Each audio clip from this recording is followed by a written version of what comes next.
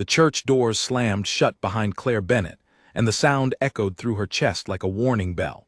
She stood at the altar in a dress that did not belong to her, in a role that was never meant to be hers, in front of a man who refused to look at her. Nathan Whitfield stared straight ahead, his jaw tight, his eyes cold enough to freeze the flowers around them. Somewhere behind the veil, Claire's hands trembled, but she forced herself to stay still. 3 days earlier, her older sister Olivia had vanished without a word, leaving behind a note, an empty closet, and a wedding that could not be canceled without destroying 2 families. Claire had been given no real choice. Her parents had begged her, the Whitfield family had demanded a bride, and somehow, within 72 hours, she had become the replacement nobody wanted. The priest's voice rolled through the church like distant thunder, asking questions neither of them truly wanted to answer. Claire said her vows in a whisper that barely reached the second row. Nathan said his in a tone so flat it sounded rehearsed, like a man reciting lines from a contract rather than promises to a person he intended to spend his life with. When it came time for him to lift her veil, his fingers moved quickly, almost carelessly, as if touching her for even a second longer than necessary might cost him something. For one brief moment, their eyes met. Claire searched his face for anything, anger, sadness, even simple curiosity. She found nothing but a distance so vast it felt like standing on the edge of a canyon, staring into fog. The reception afterward was a blur of forced smiles and hollow congratulations. Guests raised their glasses, unaware or unwilling to acknowledge the tension that hung over the newlyweds like a storm cloud. Claire smiled because she had been taught to smile, because her mother stood nearby watching her daughter's every move with quiet desperation, silently begging her not to embarrass the family further. Nathan barely spoke to anyone. He drank quietly at the edge of the room, checking his phone every few minutes, his thumb hovering over a name Claire could not see but somehow already knew. She did not need to look. She could feel it in the air, the ghost of her sister sitting between them even on their wedding night. When the car finally pulled away from the venue, carrying them toward the Whitfield estate, silence filled the space between them like water filling a sinking boat. Claire watched the city lights blur past the window, her reflection ghostly and pale against the glass. She thought of her sister's face the last time she had seen her, laughing carelessly on a video call, saying something about freedom and love and finally choosing herself. Claire had envied her then, in a small, guilty way. Now, sitting beside a husband who wished she were someone else, she understood the price of that freedom had been paid by someone who never even wanted the debt. Nathan broke the silence only once during the ride. He turned his head slightly, not quite meeting her eyes, and said, in a voice devoid of warmth, that he expected her to understand the situation. He explained, as if lecturing a new employee, that this marriage existed to protect both families' reputations, nothing more. He told her not to expect anything from him beyond basic courtesy. Claire nodded, though something inside her chest cracked quietly, like ice beginning to fracture beneath careful footsteps. She had known, of course, that this was the arrangement. Hearing it spoken aloud, cold and final, still hurt more than she expected. The Whitfield estate rose in front of them like a fortress carved from money and old family pride. Tall iron gates opened slowly, revealing a mansion with more windows than Claire could count, each one dark except for a soft light glowing from an upstairs room. A housekeeper greeted them at the door, offering polite congratulations that felt more like condolences given the mood radiating from both newlyweds. Claire followed Nathan through wide marble hallways, past paintings of ancestors who seemed to judge her with painted eyes, until they reached a hallway lined with 2 separate doors. Nathan gestured toward one without ceremony. That would be her room. He disappeared into the other without another word, the door closing with a soft, final click that told her everything she needed to know about her place in his life. Alone in the unfamiliar bedroom, Claire finally allowed herself to breathe. She sat on the edge of the large, cold bed, still wearing pieces of her wedding dress, and let the exhaustion of the day settle over her like a heavy blanket. She thought about calling her sister, asking her why, demanding an explanation for the chaos she had left behind. But she already knew Olivia would not answer. She never did anymore, Not since she'd left with a man their parents refused to name, chasing a version of happiness that came at everyone else's expense. Morning arrived with a strange kind of clarity. Claire woke before sunrise, her body aching from a night of restless half-sleep in unfamiliar sheets. She dressed quietly, choosing something simple and modest, and made her way downstairs, hoping to find the kitchen before anyone else woke. Instead, she found Margaret Whitfield, Nathan's mother, already seated at the long dining table, a cup of tea steaming in front of her, her sharp eyes studying Claire the moment she appeared in the doorway. Margaret did not smile, but she did not scowl either.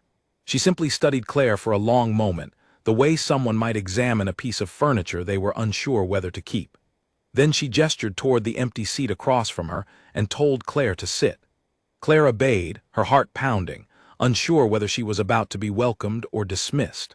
Margaret asked her plainly whether she understood what she had agreed to. Claire, surprising herself with her own steadiness, answered honestly. She said she understood this was not a marriage born of love, but she intended to treat it, and the people in it, with respect and effort regardless. Something shifted in Margaret's expression, subtle but real. She studied Claire for a moment longer, then nodded once, almost approvingly, before returning her attention to her tea. It was not warmth, not yet, but it was not rejection either. For the first time since the wedding, Claire felt a small flicker of hope that perhaps she was not entirely unwelcome in this house, even if her husband made it clear every day that he wished she were someone else. The days that followed fell into an uneasy rhythm. Nathan left early each morning for his company, a sprawling architecture and development firm his family had built over 3 generations, and returned late each evening, sometimes well past midnight, smelling faintly of coffee and exhaustion. Claire rarely saw him awake for more than a few minutes at a time. Their conversations, when they happened at all, revolved around logistics, schedules, appearances they needed to maintain for business associates or extended family. He spoke to her the way one might speak to a colleague, polite, efficient, and utterly without feeling. Despite this, Claire refused to let herself become invisible in her own home. She began learning the rhythms of the household, memorizing which meals Margaret preferred on which days, discovering that Nathan drank his coffee black in the mornings but added cream when he was tired, noticing small details no one else seemed to care about. She mended a torn seam in his jacket late one night without being asked, leaving it neatly folded on his chair before he left for work. He said nothing about it the next day, but she noticed he wore that same jacket 3 times that week, more than he wore any other.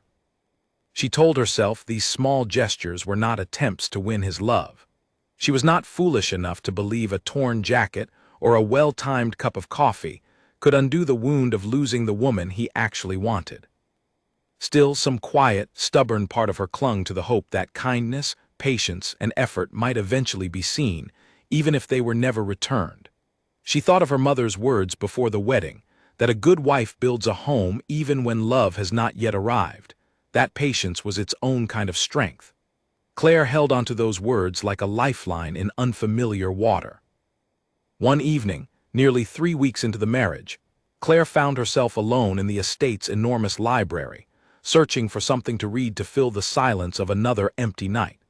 She had not expected Nathan to return early, and she certainly had not expected to find him standing in the doorway, watching her with an unreadable expression as she reached for a book on the highest shelf.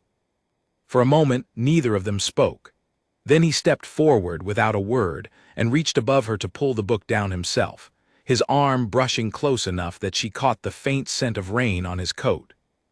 He handed her the book without meeting her eyes, then turned to leave, pausing only briefly at the door.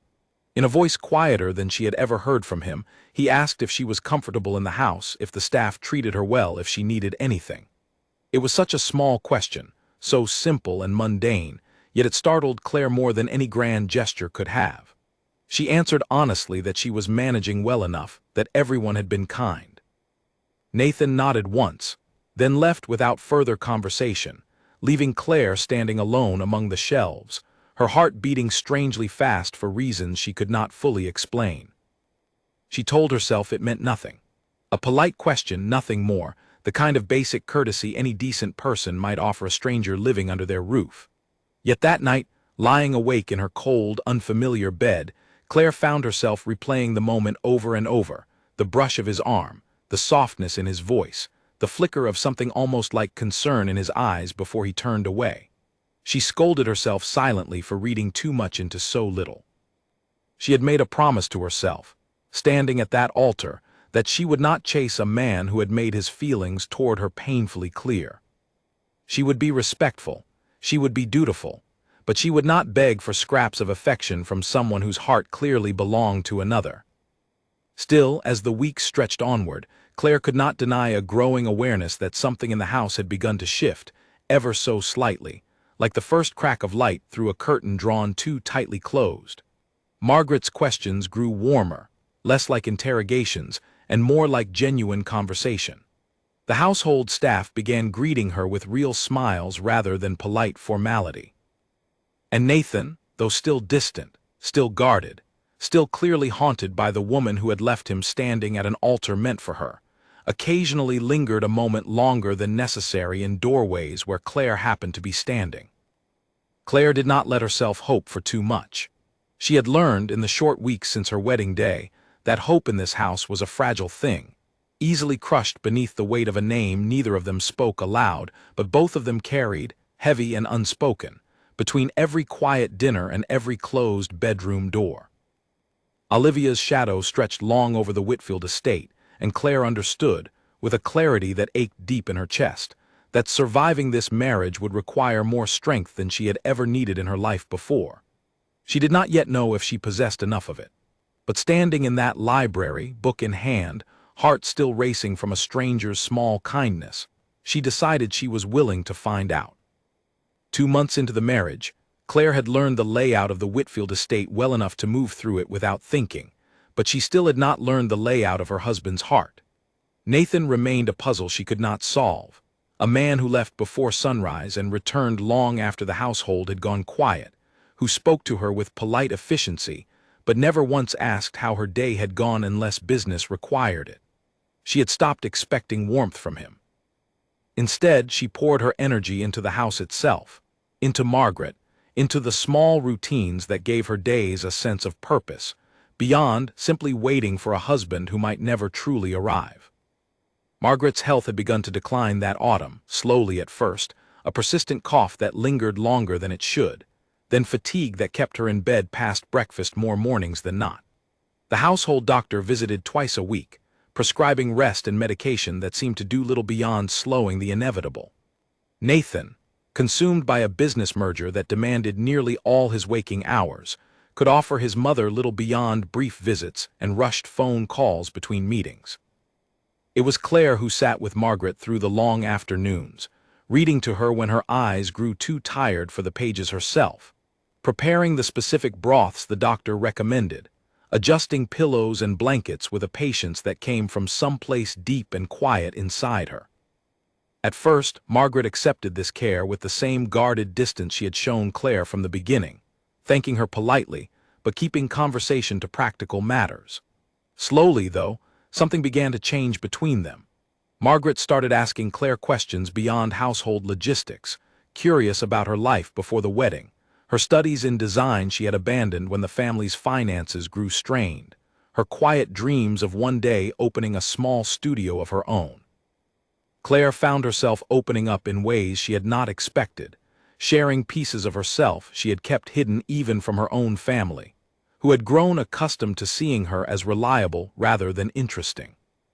One afternoon, while helping Margaret with a stack of correspondence too tiring for her to manage alone, Claire noticed a folder of blueprints tucked among business papers, designs for a community housing project the Whitfield company had begun but seemed to have stalled.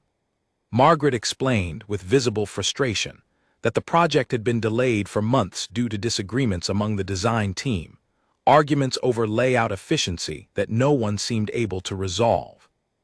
Claire, almost without thinking, glanced through the pages and pointed out a simple adjustment to the shared courtyard spacing that would solve the exact problem the team had been arguing about. Margaret stared at her for a long moment, surprised, then asked her to explain further. That evening, when Nathan finally returned home, exhausted and short-tempered from another day of stalled negotiations, Margaret handed him the folder of blueprints before he had even removed his coat. She told him, with unmistakable pride in her voice, that his wife had solved a problem his entire design team had failed to resolve for nearly 2 months. Nathan looked at the pages, then at Claire, who stood quietly near the staircase, unsure whether she had overstepped some invisible boundary she did not know existed. He studied the changes carefully, his expression unreadable, before finally admitting in a tone of grudging surprise that the adjustment was sound. He asked her, almost suspiciously, where she had learned to think this way. Claire explained, briefly and without embellishment, that she had studied architectural design before family circumstances forced her to abandon her education, that she had always found a strange comfort in solving spatial puzzles, in imagining how people might move through a space and feel at home within it. Nathan listened without interrupting, something shifting behind his eyes that Claire could not quite name. For the first time since their wedding, he looked at her not as an obligation or a substitute, but as a person with thoughts and abilities that existed independently of her connection to her sister. It was a small thing, but it lodged itself in Claire's chest like a seed finding unexpected soil. The following weeks brought subtle changes to the household rhythm. Nathan began occasionally bringing home project documents, leaving them on the study desk where Claire might find them, never explicitly asking for her input but never discouraging it either when she offered small observations. Claire, careful not to overstep, offered her thoughts sparingly, choosing her moments, watching his reactions closely to gauge whether her presence was truly welcome or merely tolerated. More often than not, he considered her suggestions seriously, sometimes incorporating them into revised plans without acknowledgement, other times dismissing them with a curt explanation that left little room for further discussion. Despite these small shifts, the emotional distance between them remained largely unchanged. Nathan still spent most evenings locked away in his study or gone entirely, attending business dinners that stretched late into the night. Claire still ate most meals alone, still slept in a cold, separate bed, still caught him checking his phone with an expression of quiet longing whenever a certain name appeared on the screen. She had learned not to ask about it, though the ache of witnessing his lingering attachment to her sister never fully faded, no matter how many blueprints she helped correct or how many broths she prepared for his ailing mother. It was during a particularly difficult stretch in the merger negotiations that Claire discovered just how much responsibility had quietly shifted onto her shoulders, without anyone formally acknowledging it. Nathan had been away for nearly a week, traveling for meetings in another city, leaving Margaret's care and the household's daily operations entirely in Claire's hands. When a sudden crisis arose, a critical business partner threatening to withdraw from the community housing deal over concerns about the project's public image, it was Claire, not Nathan, who happened to be present when the partner's assistant called the estate looking for someone to address the concerns immediately. Rather than panic or defer the matter entirely, Claire calmly reviewed the project's public materials, noticed a tone-deaf phrase buried in the press release that had clearly caused the offense, and drafted a revised statement that addressed the partner's concerns directly and respectfully.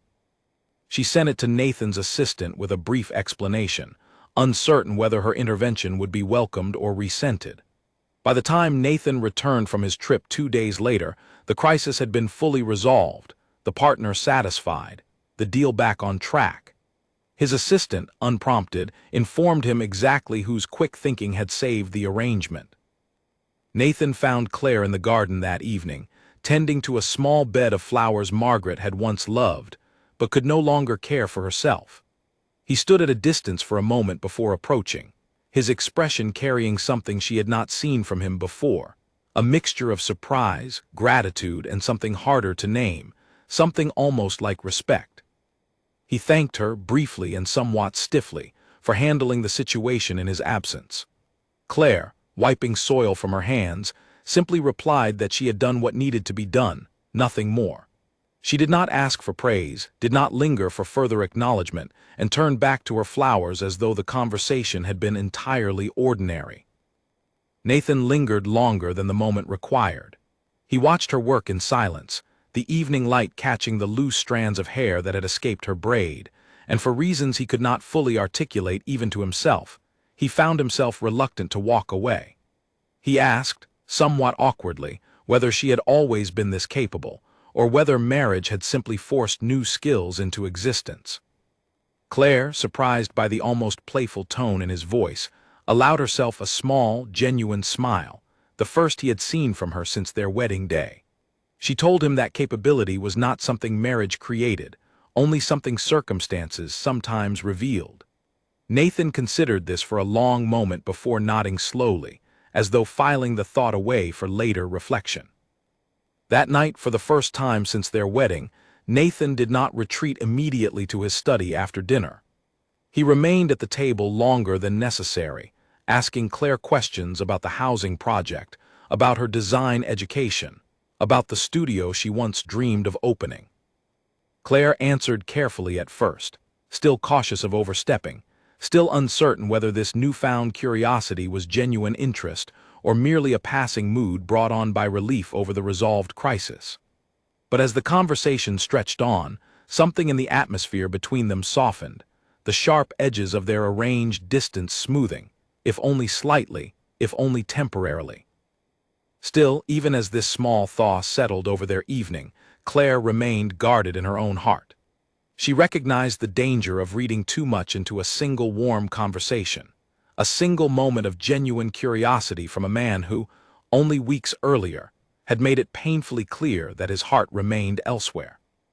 She reminded herself, as she climbed the stairs to her own cold, separate room later that night, that gratitude was not affection, that respect was not love, and that a man haunted by another woman's memory could offer neither easily, no matter how capable or useful his replacement wife proved herself to be. Yet despite every warning she gave herself, she could not entirely silence the small, stubborn hope that had begun, quietly and against her better judgment, to take root somewhere deep inside her chest. The weeks that followed brought a strange new rhythm to the household, one where Nathan's presence at dinner became slightly more frequent, where his questions about her day, though still rare, no longer felt entirely perfunctory. Margaret noticed the shift as well, watching the two of them with the quiet satisfaction of someone who had hoped, without daring to say so aloud, that her son's cold arrangement might eventually thaw into something resembling genuine partnership. She said nothing directly to either of them, choosing instead to encourage small moments of connection, suggesting Claire accompany Nathan to a business dinner she herself felt too unwell to attend, or asking Nathan to drive Claire to a fabric shop when she mentioned wanting to redecorate a sitting room. Claire recognized Margaret's quiet matchmaking for what it was, and while part of her appreciated the gesture, another part of her remained wary of hoping for too much. She had watched Nathan's phone light up too many times with her sister's name, had seen the flicker of something unresolved cross his face whenever Olivia's existence intruded, even indirectly, into their carefully constructed routine. She understood that whatever progress they had made toward something resembling partnership remained fragile, built on practical respect rather than deep affection, vulnerable to collapse the moment her sister reappeared, as Claire suspected, deep down, she inevitably would.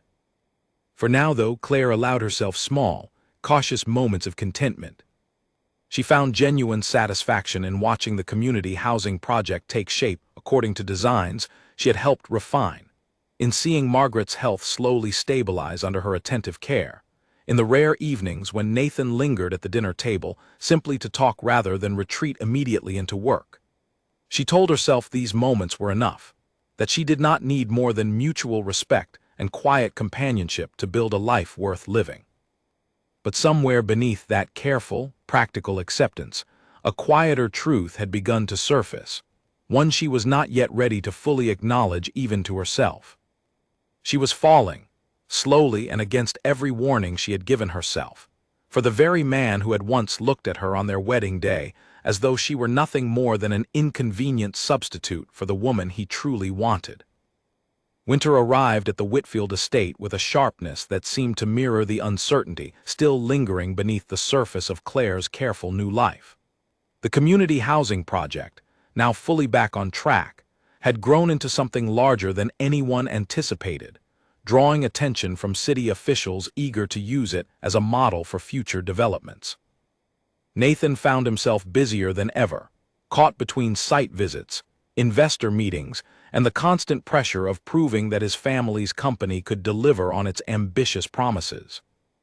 Yet even amid the chaos, he had begun making small, consistent efforts that Claire could not ignore, choosing to eat breakfast with her most mornings before leaving for the office, texting brief updates about his schedule so she would not wonder when to expect him home, occasionally bringing back a small gift, a book she had mentioned wanting, a scarf in a color he had noticed she favored. Claire told herself repeatedly not to read too much into these gestures. She reminded herself that gratitude and consideration were not the same as love, that a man could treat his wife with basic kindness without his heart having changed course entirely. Still, she could not deny that something between them had shifted into a quieter, steadier rhythm, one built less on obligation and more on genuine, if cautious, companionship. Margaret noticed it too, remarking one evening, with the bluntness only a mother could manage, that her son laughed more often now than he had in the 2 years since the woman who was originally meant to be his bride had first captured his attention. The mention of Olivia, even indirect, still sent a small jolt through Claire's chest, a reminder that the shadow she had learned to live beside had never truly disappeared. She had not seen her sister since the day before the wedding, had received only occasional messages, brief and evasive, offering vague apologies without any real explanation for the chaos she had caused. Claire had stopped expecting clarity from her sister long ago. What she had not stopped expecting, despite her best efforts, was the quiet dread that Olivia might one day return, unannounced, and unravel whatever fragile peace Claire had managed to build within the walls of a marriage that was never supposed to be hers. That dread proved well-founded sooner than Claire anticipated. In early December, nearly 10 months into the marriage, Nathan's assistant mentioned, almost in passing during a phone call Claire happened to overhear, that a woman matching Olivia's description had been asking questions around the company's headquarters, inquiring about Nathan's schedule, his whereabouts, whether he still lived at the family estate. Claire said nothing when Nathan came home that evening, choosing instead to watch him carefully, searching his face for any sign that he already knew, that perhaps he had been in contact with her sister all along without telling her. She found nothing conclusive, only the same tired but increasingly warm expression he had begun greeting her with each evening, and she chose, for the moment, to keep her suspicions to herself. The confirmation came less than a week later, on an evening when Claire had arranged a small dinner to celebrate the community housing project's official groundbreaking approval, a milestone Nathan had worked toward for nearly a year. She had spent the afternoon preparing his favorite dishes, had asked Margaret's cook for guidance on a recipe from his childhood that Margaret mentioned he particularly loved, had set the table with a care she had not allowed herself to admit was born from something deeper than simple household duty. When the doorbell rang unexpectedly an hour before Nathan was due home, Claire assumed it was a delivery or perhaps an early guest from the small celebration she had planned. Instead, she opened the door to find Olivia standing on the front steps, dressed elegantly, her expression carrying the same easy confidence she had always possessed, the confidence of someone who had never once doubted that the world would eventually forgive her for whatever chaos she left behind. For a long moment, the sisters simply stared at each other, the cold winter air rushing between them, carrying with it nearly a year of unspoken resentment, confusion, and grief that neither of them had ever properly addressed. Olivia broke the silence first, her voice light and almost cheerful, as though she were arriving for an ordinary visit rather than reappearing after abandoning her own wedding and vanishing for the better part of a year. She explained, with the same careless charm Claire remembered from childhood, that things had not worked out the way she planned, that the man she had run away with had proven far less reliable than she hoped, that she had returned to the city hoping to reconnect with old friends, old opportunities, and perhaps, though she said this last part more carefully, watching Claire's reaction closely, old feelings that had never fully disappeared. Claire felt something cold settle in her stomach, a familiar dread she had hoped, foolishly, she would never have to face. She invited her sister inside, more out of habit and family obligation than genuine welcome, and led her to the sitting room rather than the dining room where the celebration dinner still waited, untouched and increasingly cold. The two sisters sat across from each other in tense silence, the year apart stretching between them like an uncrossable distance, until Olivia finally asked, with a bluntness that stung more than Claire expected, whether Nathan had ever mentioned her, whether he still thought about what might have been. Claire chose her words carefully, unwilling to give her sister the satisfaction of witnessing any vulnerability, though the question had struck closer to the truth of her own fears than she cared to admit. She told Olivia plainly that Nathan was her husband now, that whatever history existed between Olivia and him belonged to the past, and that she would appreciate her sister respecting the life Claire had built, however imperfect, within this marriage. Olivia studied her for a long moment, something unreadable crossing her expression, before offering a small, knowing smile that made Claire's stomach tighten further. She said, almost gently, that she simply wanted to see for herself, to understand what kind of life Nathan had built without her, before deciding what, if anything, she intended to do next. The front door opened before Claire could respond further, and Nathan's footsteps echoed through the entryway, calling out a greeting he clearly expected only Claire to hear. He appeared in the sitting room doorway a moment later, still in his work coat, his expression shifting rapidly from tired contentment to visible shock the instant his eyes landed on Olivia sitting comfortably in his family's home. For a long, suspended moment, no one spoke. Claire watched Nathan's face carefully, searching for any flicker of the longing she had witnessed so many times before, any sign that the sight of the woman he had once loved had reignited something he thought long buried. What she found instead surprised her more than she expected. Nathan's expression, after the initial shock passed, settled into something closer to wariness than longing, his eyes flicking briefly to Claire, as though checking on her well-being before returning his attention to Olivia. He asked, in a voice far cooler than Claire had heard him use in months, what had brought her back after nearly a year of silence, why she had chosen to appear now, unannounced, in a home that no longer had any claim on her. Olivia, clearly caught off guard by his tone, stumbled through an explanation similar to the one she had offered Claire, though she added this time a more direct admission that she had made a mistake, that leaving had been impulsive, that she wondered whether there was still a chance for them, for what they once had. Claire sat frozen throughout the exchange, her heart pounding painfully against her ribs, waiting for the moment Nathan's resolve would crack, for the old longing to resurface and pull him back toward the woman he had once chosen before circumstance and family obligation forced him into a marriage he never wanted. Instead, Nathan crossed the room and stood beside Claire's chair, close enough that his presence felt deliberate, protective, a silent statement that needed no further explanation. He told Olivia, with a firmness that left no room for negotiation, that whatever they once shared belonged entirely to the past, that he had built a life now with his wife, and that he had no intention of revisiting choices that no longer served either of them. Olivia's composure faltered for the first time since her arrival, disbelief, and something close to hurt flashing across her features, before she quickly masked it with practiced ease. She glanced at Claire, then back at Nathan, her voice carrying a sharper edge as she asked whether he truly believed he could find happiness with a woman who had only ever been a replacement, a last-minute substitution born from desperation rather than genuine choice. The words landed like a physical blow, striking at the very insecurity Claire had carried since her wedding day, the fear that no matter how much effort she poured into this marriage, she would always remain, in everyone's eyes including her own, merely a stand-in for someone better. Nathan's response came swiftly, his voice steady and certain in a way Claire had never heard before. He told Olivia plainly that Claire had never been a substitute in his eyes, not anymore, that whatever circumstances had brought them together, the person he had come to know over the past year was someone he respected, admired, and yes, cared for deeply, in ways he had never expected when their marriage first began.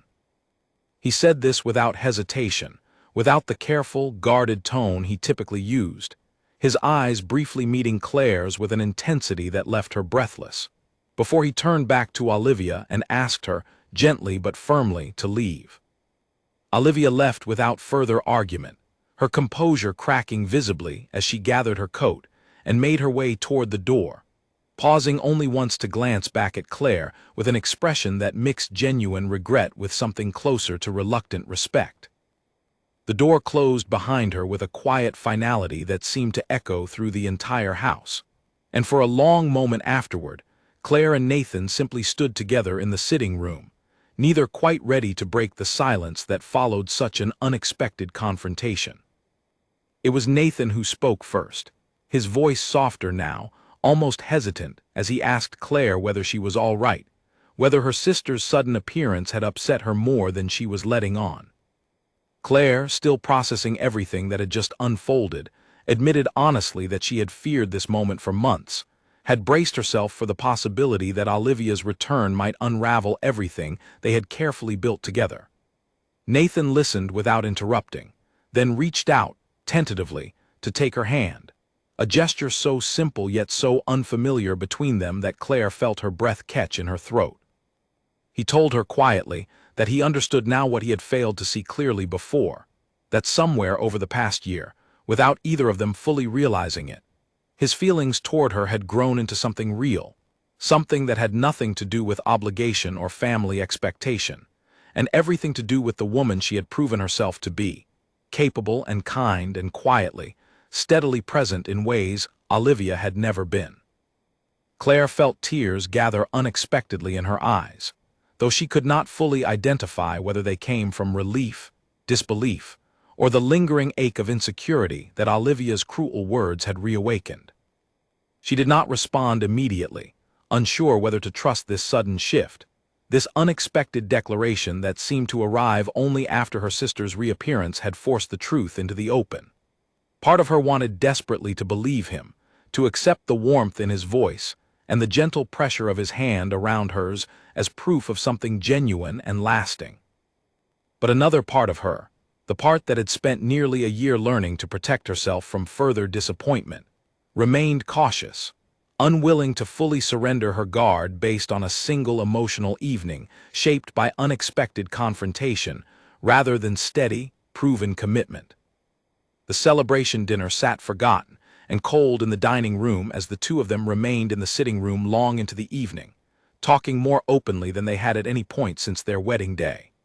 Nathan spoke of his initial anger and grief when Olivia left, of the pressure his family had placed on him to salvage the arrangement through Claire, of his own guilt over how coldly he had treated her in those early months, blaming her, unfairly, for circumstances entirely beyond her control. Claire, in turn, shared her own fears and insecurities, the weight of stepping into a role she never asked for, the quiet loneliness of loving a household that had initially wanted nothing to do with her. By the time the conversation finally quieted, the night had grown late, and something between them had shifted in a way that felt different from the earlier small moments of thawing warmth. This felt deeper, more honest, built on vulnerability rather than simple practical respect. Yet as Claire finally rose to retire to her own room, the old habit of separation still firmly in place despite everything that had just unfolded, she could not shake the lingering uncertainty Olivia's visit had planted deep within her. She wondered, as she climbed the stairs alone once more, whether Nathan's newfound warmth would survive the true test still likely waiting ahead, or whether her sister's return marked only the beginning of a much larger storm still gathering on the horizon. The weeks following Olivia's sudden appearance brought a fragile but noticeable change to the rhythm of the household. Nathan, true to the promise he had made that evening in the sitting room, began making a visible effort to close the distance that had defined so much of their first year together.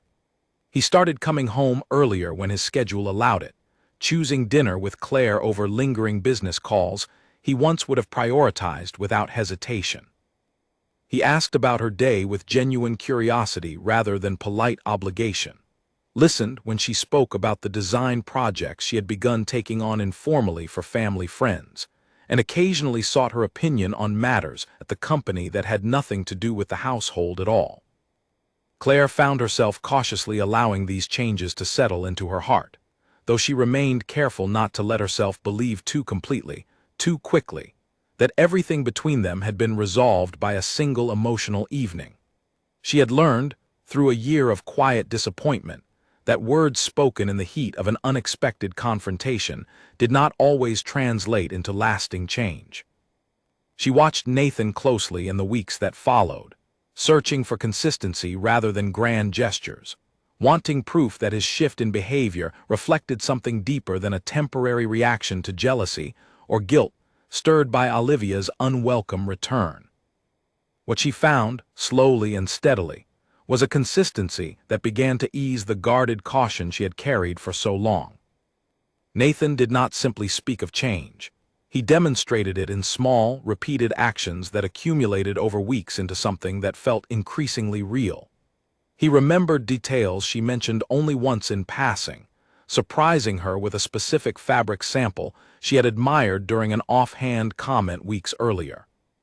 He began involving her more directly in decisions about the community housing project, crediting her publicly during a company meeting for insights that had shaped the final design, an acknowledgement that left his senior staff visibly surprised and Claire quietly, deeply moved. Margaret, watching these developments unfold with the satisfaction of a mother who had long hoped for exactly this outcome, began speaking more openly about the future, mentioning grandchildren in passing conversation, asking Claire about her long-term plans for the design studio she still dreamed of opening. Claire found herself, for the first time since her wedding day, allowing herself to imagine a future within this marriage that extended beyond simple survival, a future built on genuine partnership rather than obligation and quiet endurance. Yet even as this warmth continued to grow, an undercurrent of unease remained present beneath the surface of Claire's cautious happiness. Olivia had not fully disappeared from their lives despite her dismissal from the estate that winter evening. Claire learned, through mutual acquaintances and the occasional strained phone call from their mother, that Olivia had remained in the city, taking a position at a rival architecture firm that had recently begun competing aggressively for contracts the Whitfield Company had long considered secure. Whether this was coincidence or deliberate provocation, Claire could not be certain, but the timing struck her as suspicious enough to mention to Nathan during one of their now regular evening conversations. Nathan's expression darkened slightly at the news, though he reassured Claire that professional competition, even from someone with Olivia's history, need not threaten the personal stability they had worked to build together. He explained that the architecture industry in their city was small enough that professional overlap between former acquaintances was not unusual, that he intended to focus on winning contracts through merit rather than allowing old history to distract him from running his company effectively. Claire appreciated his measured response, though she could not entirely shake the feeling that Olivia's proximity, however professionally framed, carried intentions beyond simple career ambition. That suspicion proved partially justified when, several weeks later, Nathan's company found itself in direct competition with Olivia's new firm for a significant public contract, a mixed-use development project that would substantially expand the community housing model they had already successfully implemented.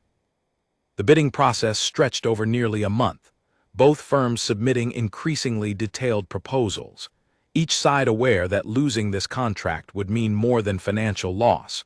It would mean a symbolic defeat in a rivalry that had grown increasingly personal despite everyone's efforts to keep it professional. Claire found herself drawn more deeply into the project than she had anticipated, offering design input that Nathan increasingly relied upon as the competition intensified. She spent long evenings reviewing site plans, suggesting adjustments that balanced efficiency with genuine livability, drawing on instincts she had developed not through formal continued education, but through careful observation of how people actually moved through and inhabited spaces. Nathan began referring to her, half-jokingly but with clear sincerity, as his most valuable consultant, a title that made Claire's chest swell with a pride she had not expected to feel within the confines of a marriage she once assumed would never offer her genuine purpose. The final proposal presentation arrived on a cold morning in early spring, nearly 14 months after Claire's wedding day. Nathan asked her, somewhat nervously for a man who typically projected effortless confidence, whether she would be willing to attend the presentation alongside him, given how significantly her insights had shaped the final design. Claire agreed without hesitation, though she could not deny the flutter of nervous anticipation that settled in her stomach as they prepared to face the review committee, aware that Olivia's firm would be presenting their competing proposal later that same afternoon. The presentation itself unfolded smoothly, Nathan speaking with the practiced confidence of someone who had spent years perfecting his professional delivery, while Claire contributed thoughtful, specific answers whenever the committee's questions touched on the design elements she had personally shaped. She watched the committee members' expressions shift from polite attention to genuine engagement as she explained the reasoning behind certain layout decisions, drawing on real observations about community interaction that clearly resonated with people who understood the practical challenges of urban development far better than most. When the presentation concluded, one of the senior committee members, an older woman with decades of experience in city planning, approached Claire directly, complimenting her design instincts and asking, with evident curiosity, about her professional background. Claire explained her interrupted education, her self-taught continuation of design study through independent projects and careful observation, and the woman nodded thoughtfully before mentioning, almost as an afterthought, that the city occasionally partnered with independent consultants for smaller community projects, suggesting Claire consider formalizing her skills through certification if she ever wished to pursue design work more seriously. The comment lodged itself in Claire's mind throughout the rest of the day, a small seed of possibility that had nothing to do with her marriage or her role within the Whitfield household, but existed entirely as her own potential path forward. She said nothing about it to Nathan during their drive home, uncertain how to articulate the quiet stirring of ambition that had begun to grow alongside the warmth developing between them, unsure whether pursuing something so entirely her own might complicate the fragile partnership they had only recently begun building. News of the contract decision arrived nearly 2 weeks later, delivered through a brief but triumphant phone call from Nathan's assistant, while Claire sat in the estate's garden, tending once again to Margaret's flowers, which had begun blooming steadily under her continued care. The Whitfield Company had won the contract, their proposal ultimately favored for its thoughtful integration of community spaces, a decision the committee specifically attributed to design choices that demonstrated genuine understanding of how families actually lived within shared urban environments. Claire felt a surge of pride so intense it startled her, followed quickly by a flicker of guilt as she considered what this victory might mean for her sister, who had poured her own effort into a competing vision that ultimately fell short. Nathan arrived home that evening in a mood Claire had never witnessed from him before, genuine, unguarded excitement replacing his usual measured composure. He found her still in the garden, the evening light fading around them, and without hesitation, pulled her into an embrace that caught her entirely by surprise. He thanked her repeatedly for the role she had played in securing what he called the most important contract his company had won in years, and as he pulled back slightly to look at her, something in his expression shifted from professional gratitude into something far more personal, far more intimate than anything he had allowed himself to express since their wedding day.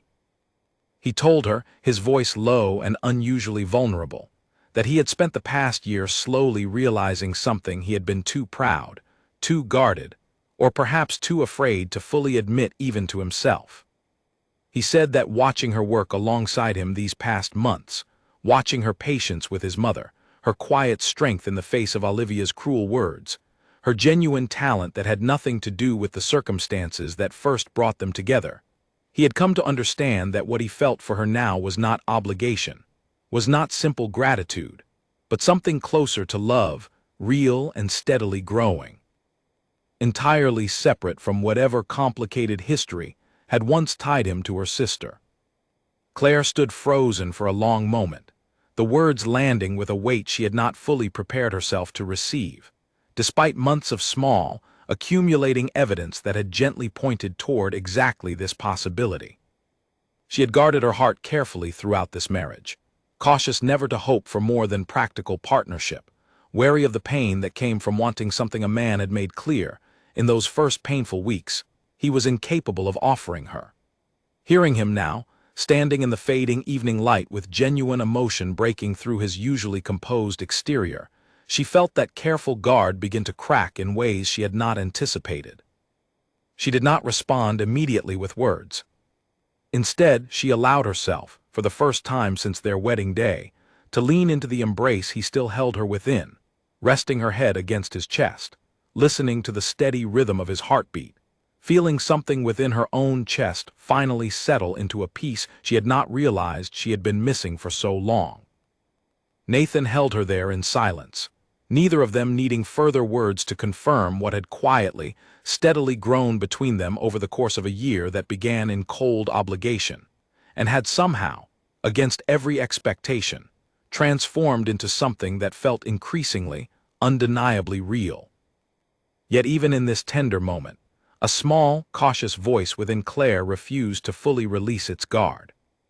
She thought of Olivia, of the contract they had just won at her sister's expense, of the professional rivalry that would now likely intensify rather than fade following this public defeat.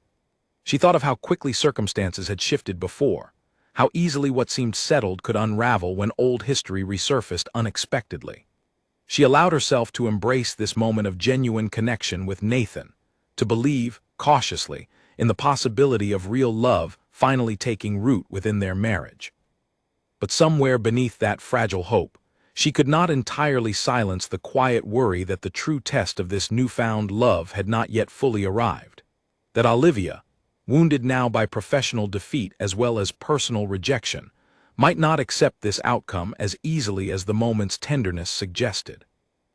Claire's worry proved prophetic sooner than she expected.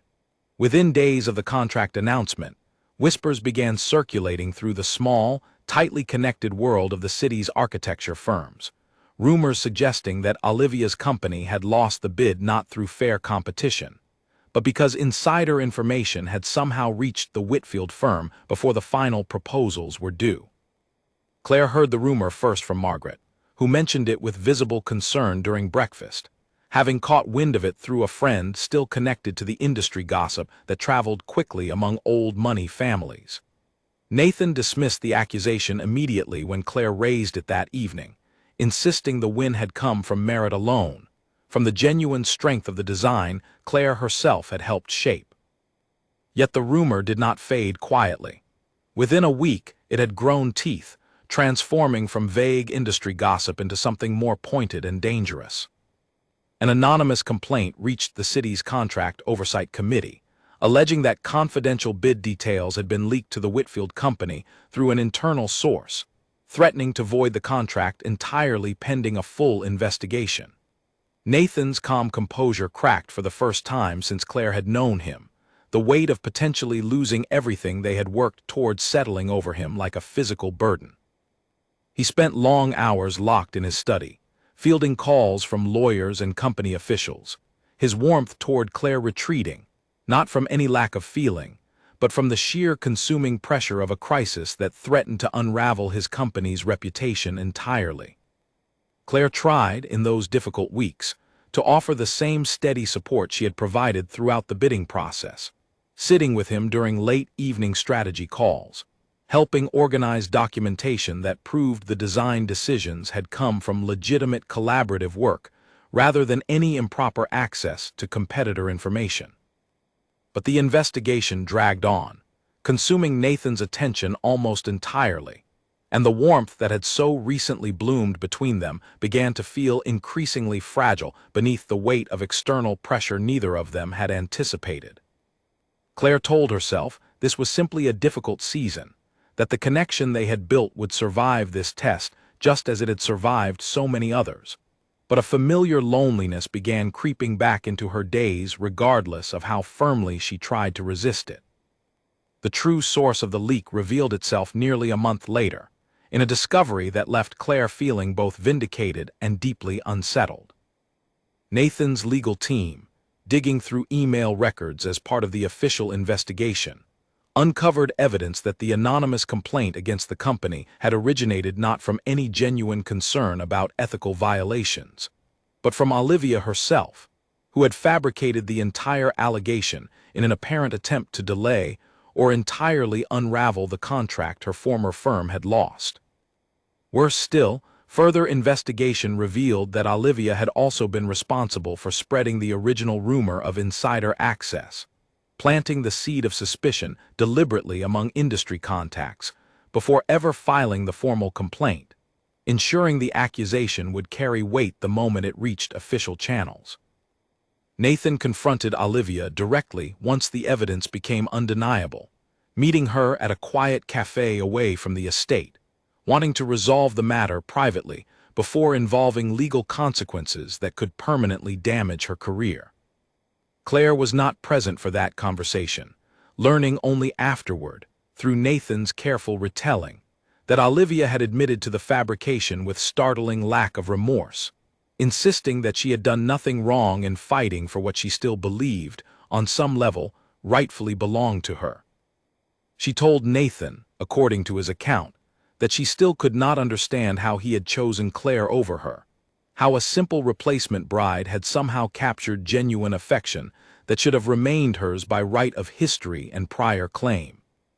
Claire listened to Nathan's account of the confrontation with a strange, hollow feeling settling in her chest, one that had less to do with anger toward her sister, and more to do with a growing exhaustion at constantly having to prove her worth against a shadow that refused to fully disappear.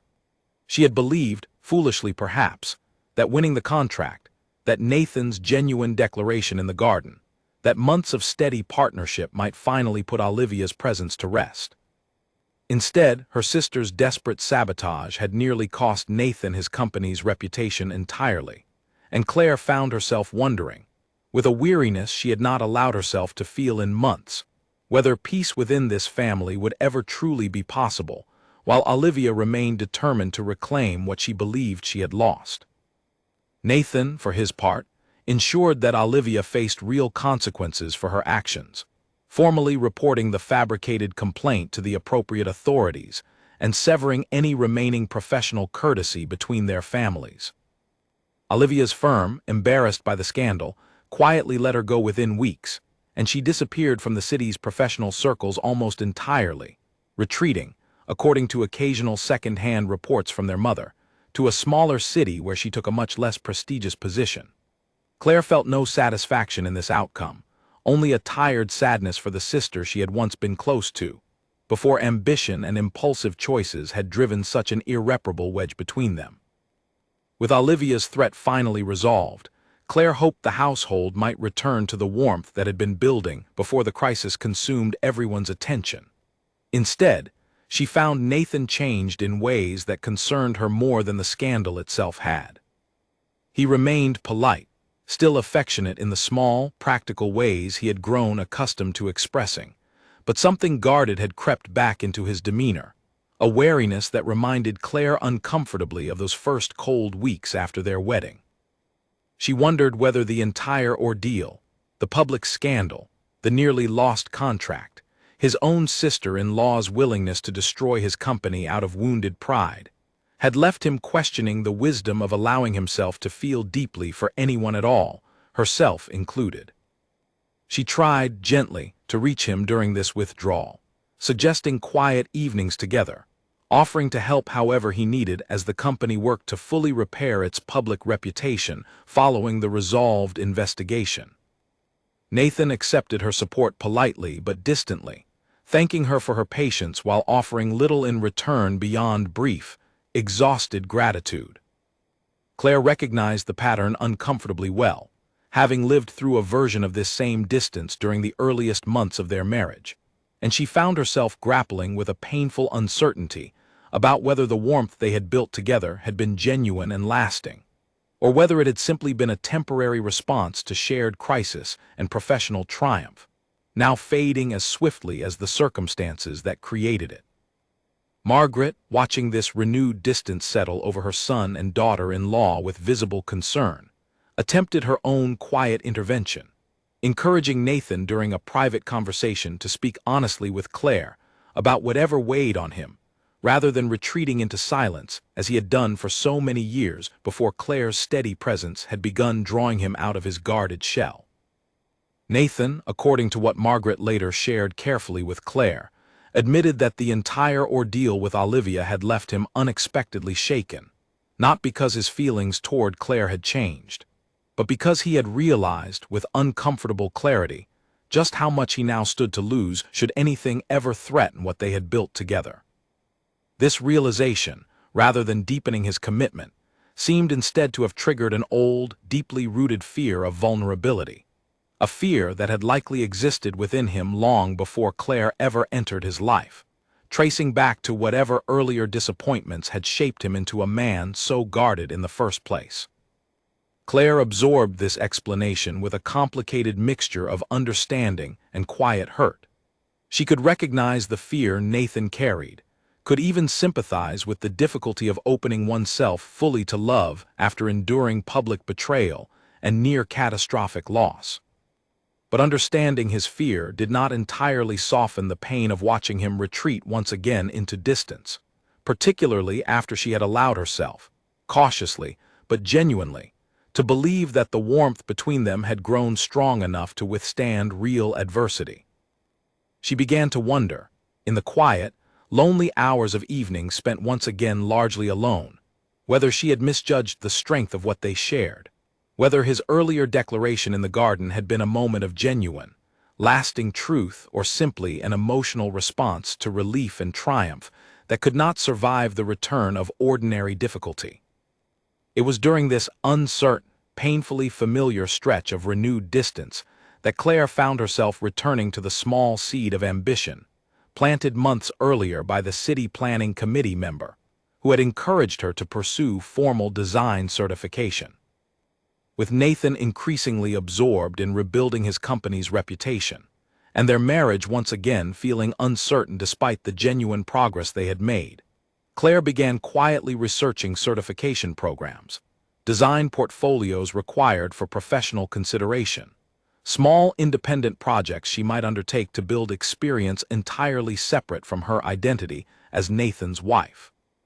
She told no one of this growing interest at first, uncertain whether pursuing something so entirely her own reflected genuine ambition, or a quiet, defensive preparation for a future she feared might once again require her to stand entirely on her own. As winter finally gave way to the first tentative signs of spring, Claire found herself standing at a familiar crossroads, though the landscape around her had shifted considerably from the uncertain, hopeful place she had occupied a year earlier. She had proven herself capable, had won genuine affection from a husband who once could not look at her without seeing her sister's shadow, had weathered betrayal and scandal with a resilience that surprised even herself. Yet here she stood again, facing renewed distance and uncertainty, wondering whether the love she had allowed herself to believe in the fading evening light of that garden had been real enough to survive whatever test still waited ahead, or whether she would need to find, within herself alone, the strength to build a life and identity that did not depend entirely on winning a heart that seemed determined, again and again, to remain just beyond her reach. Spring settled over the Whitfield estate slowly, the garden Claire had tended through 2 difficult seasons finally bursting into full, stubborn bloom, indifferent to the quiet strain still lingering inside the house it surrounded. Claire found a strange comfort in the flowers, the way they grew regardless of what happened between the people who walked past them each day, and she began spending more time there than ever, not simply tending to Margaret's favorite blooms but designing, sketching small structures on paper, a garden pavilion, a reading nook, projects that belonged entirely to her own imagination rather than any company contract or family obligation. Nathan noticed her growing absorption in these personal projects, though he said little about it directly, still caught in the careful, guarded distance that had settled over him since the scandal with Olivia had finally been resolved. Their evenings together had grown quieter, not unkind, but lacking the easy warmth that had briefly flourished before crisis intervened. Claire no longer waited up when he worked late, no longer arranged dinners hoping to draw him into longer conversation. She had learned, through hard experience, the difference between hope that nourished her and hope that slowly hollowed her out, and she made a quiet, deliberate choice, sometime during those early spring weeks, to stop chasing warmth that seemed to arrive only in response to crisis, only to retreat again the moment life grew calm. This was not a decision made in anger or bitterness, though a quieter version of both certainly lingered somewhere beneath her calm exterior. It was instead a decision born from a growing understanding that she deserved a life built on more than waiting, more than proving herself again and again to a man who seemed capable of genuine warmth only in flashes, only under pressure, only when circumstances forced vulnerability he would not otherwise choose. She began, with the same quiet determination she had once used to master the layout of an unfamiliar mansion, to master instead the layout of a life entirely her own. She enrolled formally in the certification program the city planning committee member had once suggested, attending evening classes twice a week in the city, classes that required her to leave the estate before Nathan typically returned home, and often kept her out well past the hour she once would have waited anxiously for him. She found, to her quiet surprise, that she did not mind the shift, that the classroom filled with other adults pursuing second careers or delayed dreams offered her a sense of belonging and purpose that had nothing to do with her marriage, nothing to do with proving herself worthy of a love that always seemed to slip just out of reach. Nathan noticed her increasing absence with visible, if unspoken, discomfort. He began asking, in the brief moments they shared each week, about her classes, about the small design projects she had started completing for family friends who admired the garden pavilion sketches she had shown, almost accidentally, during a dinner party Margaret had insisted on hosting. Claire answered these questions honestly, but without the eager warmth she once might have offered, hoping her enthusiasm might draw him closer. She had learned to hold her own excitement more carefully now, sharing it because it was genuinely hers, not as a bid for his attention or approval. The shift in Claire's demeanor did not go unnoticed by Margaret, who watched the growing distance between her son and daughter-in-law with increasing concern, though this time the concern carried a different quality than before.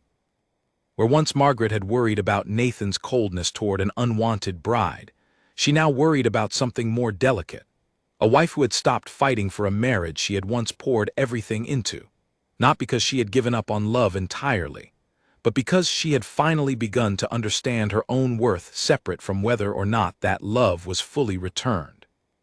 Margaret said nothing directly to Claire about this shift, sensing correctly that her daughter-in-law's newfound independence, however painful its origins, was something that deserved respect rather than interference.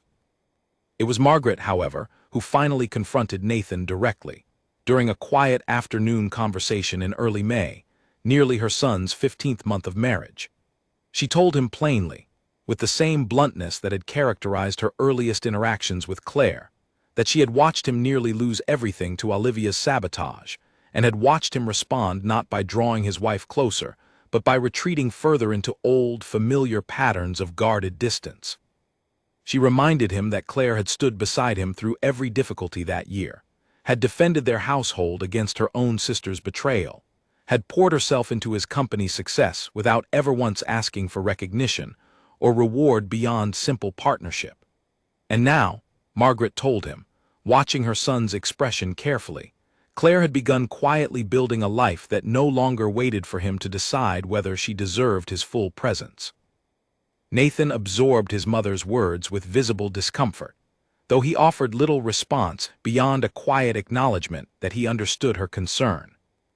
He spent that evening later than usual in his study, though this time Claire noticed, when she happened to pass by on her way to her own room after an evening design class, that he was not reviewing company documents but sitting quietly, staring at nothing in particular, an expression on his face that looked less like exhaustion and more like genuine reckoning. She did not stop to ask what troubled him. She had learned, over the difficult months since the scandal, that offering comfort before it was genuinely sought often led only to further disappointment, and she continued instead toward her own room, her mind already occupied with the pavilion design due for review in her next class session. The following weeks brought small, tentative efforts from Nathan that Claire recognized, but no longer allowed herself to interpret as certain proof of lasting change. He began attending her design showcase at the certification program's midterm review, sitting quietly in the back of the room, watching with visible pride as her instructor praised the garden pavilion concept she had developed, calling it one of the strongest projects in the entire class. He offered afterward to help her secure a small commission through one of his company's community partners, though Claire, still protective of the independence she had worked hard to build, gently declined, telling him she preferred to earn her first professional opportunities entirely on her own merit rather than through his influence. This response seemed to affect Nathan more deeply than Claire expected, and in the days that followed, she noticed a quality in his attention that felt different from his earlier efforts, less like the practiced gestures of a man trying to repair a strained partnership, and more like genuine, unguarded reflection on what he had nearly lost. He began asking about her ambitions with real curiosity, wanting to understand not just what she had built, but why it mattered so deeply to her, listening in ways that suggested he was truly hearing her for the first time rather than simply performing the motions of attentive partnership. Still, Claire held her guard carefully in place, unwilling to fully surrender the independence and self-respect she had rebuilt during those difficult spring months. She had learned, through painful repetition, that Nathan's warmth tended to arrive most readily during moments of crisis or realization, only to fade again once life settled into ordinary calm.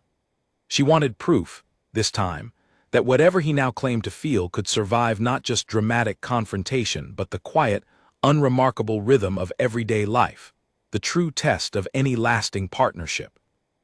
That test arrived sooner than either of them expected, though not through any external crisis or dramatic betrayal. It arrived instead through the quiet, ordinary announcement that Claire had been offered her first independent design commission, a small community garden project for a local school, entirely separate from the Whitfield Company, entirely her own achievement built from months of dedicated study and careful, patient work. She received the news during a phone call while sitting in the estate's garden, the same garden where Nathan had once held her in his arms and spoken of love finally growing real between them. And she felt, for the first time in months, a surge of pure, uncomplicated joy that had nothing at all to do with whether her husband noticed or approved. She told Nathan the news that evening over dinner, her voice carrying a quiet pride she made no effort to hide, and watched his reaction carefully, curious whether he would respond with genuine celebration or the same distracted, distant gratitude that had characterized so many of their recent interactions. What she found instead surprised her deeply. Nathan set down his fork entirely, gave her his full, undivided attention, and asked her to tell him everything, every detail of the project, the school's needs, her design vision, the timeline she had proposed. He listened with an intensity she had not witnessed from him even during the height of their earlier warmth, and when she finished, he reached across the table to take her hand, his expression carrying none of the guarded caution that had defined his recent behavior. He told her, quietly but with unmistakable conviction, that watching her build this success entirely on her own had shown him something he had been too afraid to fully confront since Olivia's betrayal, that his own fear of loss had nearly cost him the very thing he feared losing most. He admitted that he had spent the past months retreating not because his feelings for Claire had diminished, but because they had grown so significant that the thought of ever losing her, whether to circumstance, to her own choice, or to some future crisis he could not control, had frightened him into a guarded distance he now recognized as deeply unfair to the partnership they had built together.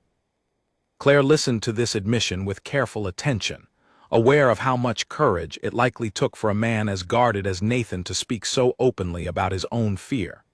She did not respond immediately with easy forgiveness or renewed devotion, though something in her chest did soften at the genuine vulnerability in his voice. She told him honestly that she appreciated his honesty, that she understood the fear he described, but that she needed more than words this time, needed to see whether this newfound openness could survive the ordinary rhythm of daily life, rather than arriving only in response to her own independent success.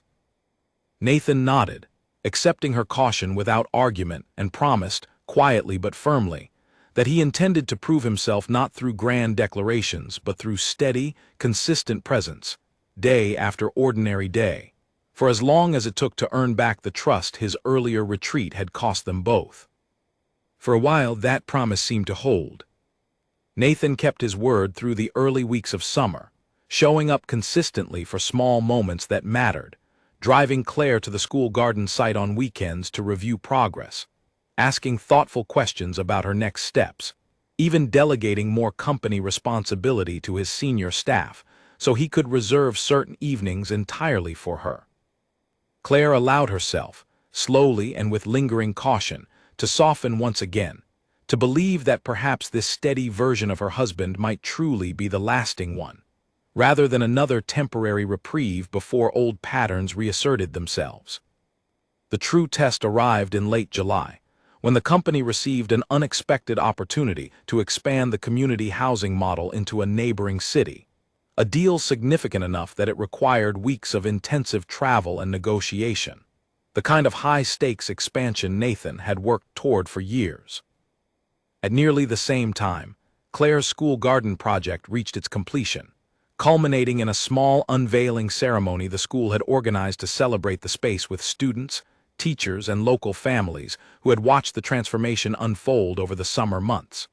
It was, for Claire, the first true milestone of the independent career she had built entirely on her own, and she had hoped quietly but deeply that Nathan would be there to see it.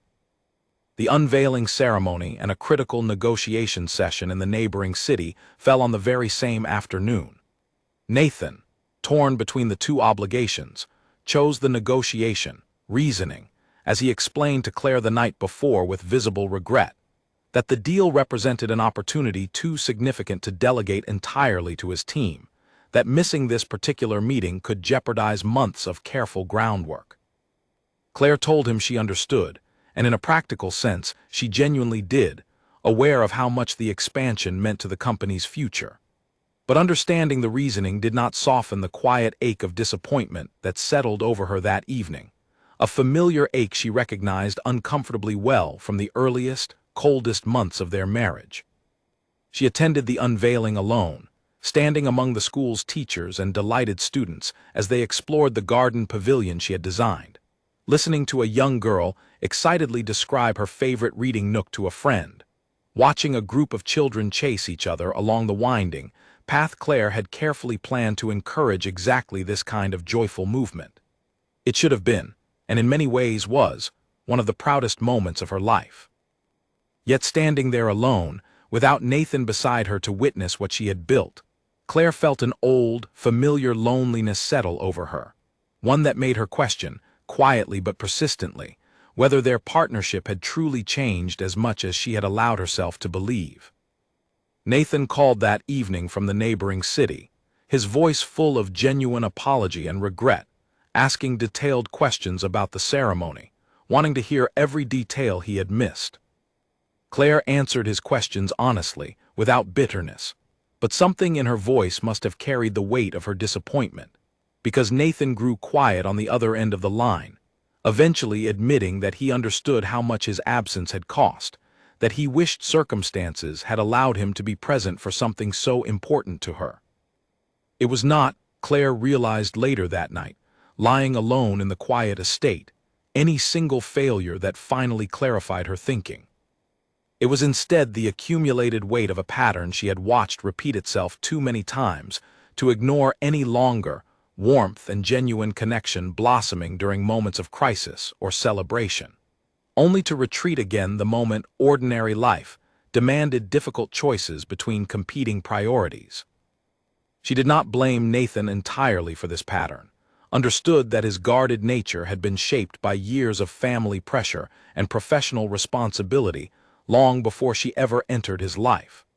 But understanding the roots of a pattern did not obligate her to continue living within its limitations indefinitely, hoping each time that this particular instance might finally prove the exception.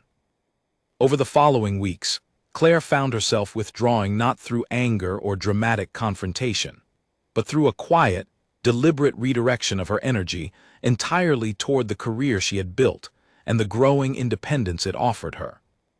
The school garden project led quickly to 2 additional commissions, referrals from impressed parents who worked in property development and local business, and Claire found herself, almost without realizing how quickly it had happened, building a genuine independent design practice that required increasing amounts of her time and attention. She rented a small studio space in the city, modest but entirely her own, a place where she could work without the weight of the Whitfield estate's history pressing constantly against her. Nathan noticed this withdrawal, of course, though this time Claire's distance carried none of the desperate hope for reconciliation that had characterized her earlier attempts to win his attention. She was not punishing him, was not staging her independence as a strategy to draw him closer through jealousy or concern. She had simply, finally, stopped organizing her emotional life around the uncertain hope of his full presence, choosing instead to build something steady and reliable entirely within her own control. This shift proved far more unsettling to Nathan than any argument or confrontation could have achieved, precisely because it offered him nothing to fight against, no dramatic crisis to resolve through grand gesture, only the quiet, undeniable reality of a woman who had stopped waiting. He tried, during the late summer weeks, to recapture the warmth they had briefly shared, suggesting weekend trips she gently declined due to client meetings, offering to accompany her to studio visits that she handled increasingly well entirely on her own. Each small rejection was polite, never cruel, but each one carried an unmistakable message that Nathan found himself struggling to fully process. His wife, the woman he had come to genuinely love after a year of guarded distance and painful realization, no longer needed his validation to feel whole. She had built, quietly and steadily, an identity and a purpose that existed entirely independent of whether he chose to show up fully or retreat again into old patterns of professional priority. Margaret watched this development with a complicated mixture of pride in Claire's growth and worry over what it might mean for her son's marriage. She spoke with Claire directly one afternoon in early September, finding her in the garden studio she had begun using at the estate for smaller projects, and asked, with characteristic bluntness, whether Claire still loved her son, or whether the distance between them had grown too wide to bridge. Claire considered the question carefully before answering, admitting honestly that she still cared deeply for Nathan, that the love she had allowed herself to feel over the past year remained real and significant. But she added, with a steadiness that surprised even herself, that she had learned something important during these difficult months, that loving someone did not require sacrificing her own sense of worth and purpose while waiting indefinitely for that love to be consistently returned. Margaret absorbed this answer thoughtfully, then asked whether Claire intended to leave the marriage entirely. Claire admitted she did not yet know, that she was not making dramatic decisions out of anger or impulse, but simply allowing herself, for the first time since her wedding day, to build a life she could be proud of regardless of how her marriage ultimately unfolded. She told Margaret that if Nathan wanted a genuine partnership, one built on consistent presence rather than crisis-driven warmth, she remained open to that possibility. But she would no longer chase it, would no longer organize her happiness around the uncertain hope of finally proving herself worthy of his full attention. That conversation, relayed carefully by Margaret to her son that same evening, seemed to finally break through whatever remaining guard Nathan had maintained around his own understanding of the situation. He found Claire later that night, working quietly in her studio, and stood in the doorway for a long moment before speaking, his expression carrying a rawness she had rarely witnessed from him even during their most vulnerable conversations. He told her without preamble that he understood now, with a clarity that had been building for months but had only just fully crystallized, that he stood at real risk of losing her entirely, not through any single dramatic betrayal, but through the slow, quiet erosion of trust caused by his own repeated failure to choose her consistently over every competing priority that arose. Claire looked up from her work, studying him carefully, aware that this moment carried weight far beyond any previous conversation they had shared. She told him gently but honestly that she appreciated his understanding, but that understanding alone, however genuine, would not be enough this time. She had spent too many months hoping words and momentary clarity might translate into lasting change, only to watch old patterns reassert themselves the moment ordinary life resumed its familiar pressures. She told him she needed something more than promises now, needed to see whether he could truly choose her, consistently, and without requiring crisis to remind him of what he stood to lose. Nathan nodded slowly, absorbing her words without argument or defensive explanation, and told her quietly that he intended to prove exactly that, not through any single gesture, but through the accumulated weight of every ordinary day still ahead of them. Claire wanted, desperately, to believe him. But as she returned her attention to the design sketches spread across her studio desk, she could not fully silence the quiet, protective voice within her that had learned, through hard and repeated experience, that hope alone had never yet been enough to guarantee the lasting partnership she had once believed. In a fading garden light so many months ago, they were finally building together. Autumn arrived, and with it came the true test Nathan had promised he would meet. For the first stretch of weeks, he kept his word with a consistency that surprised even Margaret, who had watched her son's guarded nature define most of his adult life. He delegated significant portions of the company's daily operations to his most trusted senior staff, choosing deliberately to protect certain hours each week entirely for Claire, regardless of what business pressures arose. He attended 2 more of her small client meetings when she allowed it, not to oversee or influence, but simply to witness, to understand the world she had built for herself. And he made a visible, sustained effort to ask about her work not as a courtesy, but with the genuine curiosity of someone who wanted to truly know his wife, rather than simply coexist alongside her. Claire noticed these efforts and allowed herself, cautiously, to acknowledge them, though she remained careful not to fully surrender the independence and boundaries she had worked so hard to establish. She continued spending significant time at her studio, continued taking on new commissions that had nothing to do with the Whitfield name, and found, to her quiet satisfaction, that her design practice had grown steadily enough by early October that she had begun considering hiring a part-time assistant to help manage the increasing workload. This growth, entirely her own, gave her a sense of stability that no longer depended on the uncertain rhythm of her marriage, and she found, paradoxically, that this very independence seemed to draw Nathan closer rather than pushing him further away, as though he had finally begun to understand that genuine partnership required 2 whole people choosing each other, rather than one person waiting anxiously for the other to finally arrive. Yet even as this steadier season unfolded, a persistent uncertainty lingered beneath Claire's cautious hope.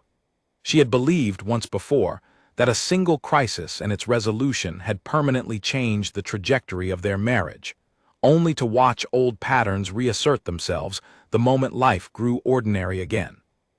She found herself watching Nathan carefully throughout October and into November, not with suspicion exactly, but with the wary attentiveness of someone who had been disappointed too many times to fully trust a pattern that had not yet been tested by genuine, sustained difficulty. That test arrived, unexpectedly, in mid-November, though not through any dramatic external crisis. It arrived instead through something far more mundane and in its own way far more revealing. Claire's growing design practice received an unexpected invitation, an opportunity to submit a proposal for a significant public commission in a city nearly 4 hours away.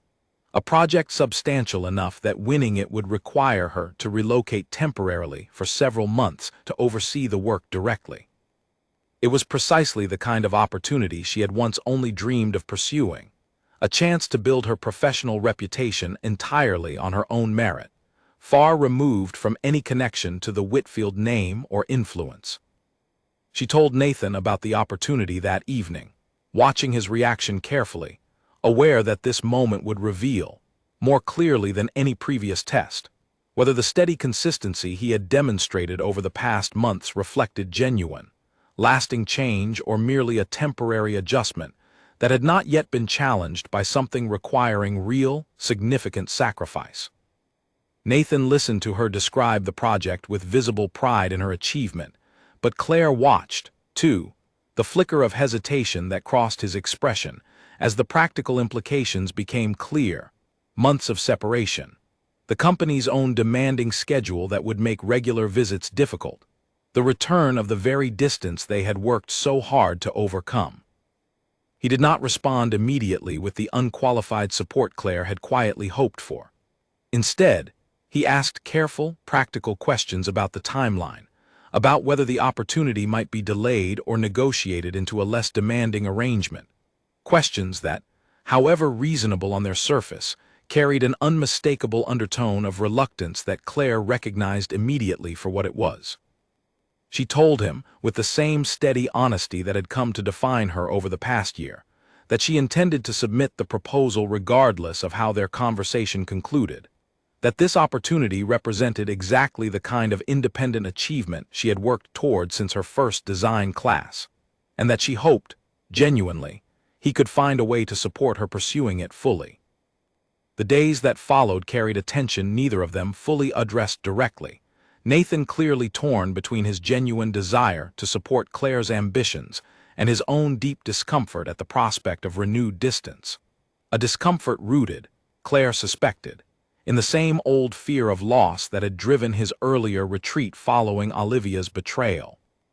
She submitted her proposal despite his unspoken hesitation, and when the commission committee responded within 2 weeks with enthusiastic acceptance, praising her design vision as exactly what their project needed, Claire felt a surge of pure professional triumph immediately shadowed by uncertainty about what this success would mean for the marriage she had worked so hard, and so many times, to preserve.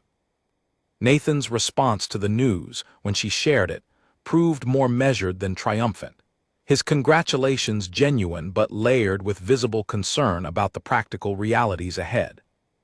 They spent a difficult evening discussing logistics, whether Claire would maintain a residence at the estate or establish temporary housing in the new city, how often Nathan's schedule might realistically allow visits, whether this arrangement represented a temporary season or the beginning of something more permanently separate.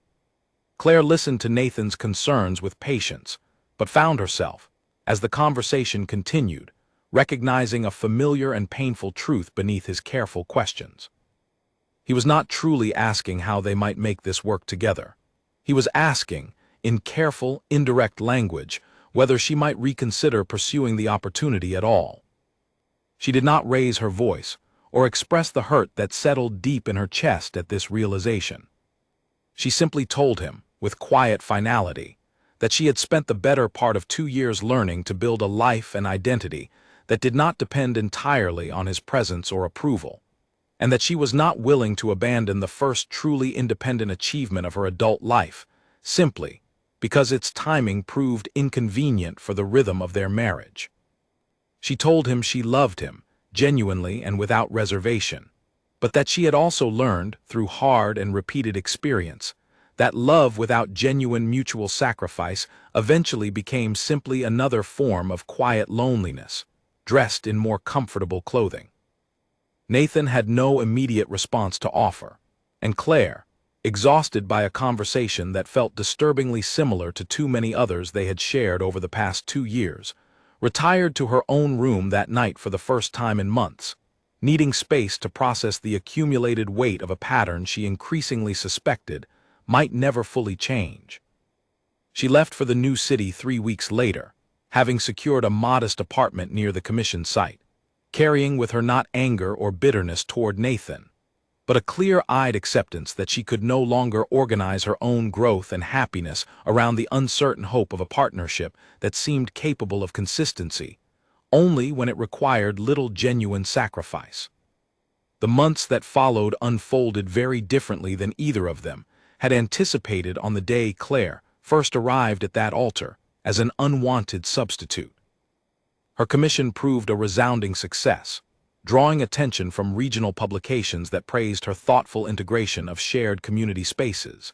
And by early spring, nearly 2 years after her wedding day, Claire had received 3 additional independent commission offers, enough steady work to consider making her design practice a permanent, standalone venture rather than a temporary detour from her role within the Whitfield family. Nathan visited when his schedule allowed, their conversations during these visits warm but increasingly tinged with an unspoken awareness that the distance between them, both physical and emotional, had begun settling into something less like a temporary season and more like a permanent shift in the shape of their lives. It was during one such visit, in late spring, that Nathan finally spoke the truth neither of them had fully allowed themselves to name directly. Sitting together in the small apartment Claire had made genuinely her own, surrounded by sketches and models from her growing collection of independent projects, he told her quietly that he had spent these recent months finally understanding something he wished desperately he had grasped far earlier in their marriage. He said that he had spent so long fearing the loss of what they shared that his fear itself had become the very thing driving her away, that his repeated hesitation, his inability to fully choose her without reservation during moments requiring genuine sacrifice, had taught her, patiently and without cruelty, that she deserved a partnership built on more than crisis-driven devotion. He told her, his voice carrying a rawness that matched the honesty of his words, that he understood now, watching her thrive so completely in a life built entirely on her own strength and talent, exactly what he stood to lose, not through any dramatic betrayal, but through the slow accumulation of moments where he had chosen comfort and habit over genuine, difficult commitment. He asked her, with a vulnerability she had rarely witnessed from him even during their most tender earlier moments, whether any path remained open for them to build something lasting together, or whether his repeated failures had finally closed that door for good. Claire considered his question carefully, aware that her answer would shape the remainder of both their lives. She told him, honestly and without cruelty, that she still cared for him deeply, that the love she had once felt in that fading garden light had never fully disappeared despite everything that followed. But she told him, too, that she had built something here, in this small apartment surrounded by evidence of her own independent strength, that she was no longer willing to abandon or diminish for the uncertain promise of a partnership that history had taught her might once again falter the moment ordinary difficulty returned. She offered him, instead, an honest alternative, one built not on the desperate hope that had once defined so much of her early marriage, but on clear-eyed mutual choice. If he wanted a genuine future together, it would need to be built here, in the life she had created for herself, or in some new configuration they designed together as equal partners, rather than one built around her returning entirely to the shape of a life that had so often required her to shrink herself in hopes of finally being fully seen. Nathan listened to this proposal with visible surprise, then, slowly, with something that looked almost like relief, agreed that whatever future remained possible between them would need to honor the woman she had become, not simply the wife he had once expected her to be. Whether that future ultimately took root, neither of them could know with certainty in that quiet spring evening conversation. What Claire did know, with a clarity she had earned through 2 difficult years of loss, sabotage, quiet endurance, and finally, hard-won independence, was that she would never again organize her worth around whether someone else chose to fully see her. She had stopped pursuing a love that demanded she diminish herself to receive it, and in that stopping, she had finally found something far more valuable than the desperate hope she once carried down the aisle as an unwanted substitute bride. She had found herself, steady and whole, capable of building a life worth living regardless of who chose to walk beside her within it. And if Nathan truly wished to walk that path together now, he would need to meet her exactly where she stood, not as the woman he had once overlooked, but as the woman she had become entirely on her own. Nathan returned to the city that week with a decision already forming in his mind, one he did not rush, choosing instead to let it settle fully before acting. He met with his board of directors the following month and proposed something none of them expected, a restructuring of his own role within the company that would allow him to step back from daily operations and open a satellite office in the city where Claire had built her new life, close enough that visiting her would no longer require careful planning around a demanding schedule, but simply the ordinary rhythm of a life shared rather than borrowed in brief, scattered fragments. The board, familiar with his dedication, and the company's now stable footing following the successful expansion, approved the plan with far less resistance than he anticipated. He did not tell Claire immediately, wanting first to prove through action rather than promise that his intentions carried real weight. He spent the following weeks quietly establishing the new office, training a capable deputy to manage the home headquarters, and only once the arrangement was fully secured did he return to her apartment, not as a visitor passing through on a limited schedule, but as someone prepared to build a genuinely shared life within the city she had chosen for herself. Claire opened the door that evening expecting another brief visit, and found instead a man who told her, simply and without dramatic declaration, that he had moved his work here, that he intended to build whatever future remained possible between them on her terms, in her city, alongside the life she had created rather than asking her to return to the one she had left behind. The months that followed were not without difficulty. Old habits of guarded distance did not disappear overnight, and Claire, still protective of the hard-won independence that had carried her through her darkest seasons, remained careful never to fully surrender the boundaries that had taught her own worth. But something had genuinely shifted in the balance between them, a partnership built now on consistent, chosen presence rather than crisis-driven devotion, on two people who had each, in their own difficult ways, learned what it truly meant to choose someone fully rather than conditionally. Margaret, visiting the following spring for the opening of Claire's first standalone design studio, watched her son and daughter-in-law move through the celebration with an ease that had never quite existed between them during those earlier, harder years. She said little about it directly, only remarking quietly to Claire near the end of the evening that she had watched many marriages built on far more promising beginnings crumble entirely, and had watched few, if any, rebuilt with the kind of honest, hard-earned strength Claire had insisted upon throughout every difficult season. Claire, looking across the room at Nathan, who stood examining her latest design models with the same genuine curiosity he had shown that very first evening in the library so many years earlier, understood finally that love built on true equality, however painfully it had been earned, was worth infinitely more than the desperate devotion she had once been willing to offer for free. She had walked into that marriage as an unwanted substitute, a replacement bride standing in for a sister who never wanted the life awaiting her. She walked now, standing in the studio she had built entirely through her own persistence and talent, as exactly who she had always been capable of becoming, chosen not out of obligation or convenient circumstance, but because she had finally, fully, stopped waiting to be seen, and had built in that stopping a life worth being seen within.